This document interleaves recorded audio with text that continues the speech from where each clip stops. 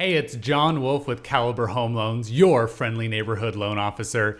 Anyways, I wanted to bring you 3 important do's and don'ts when you're getting ready to buy your first home.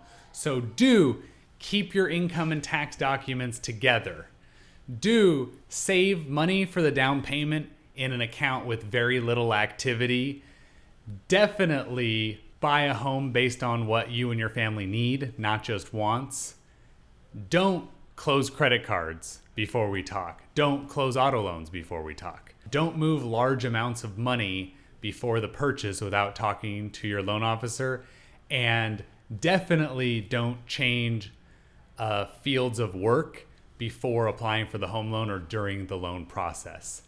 John Wolf with Caliber Home Loans. Have an awesome day. Bye.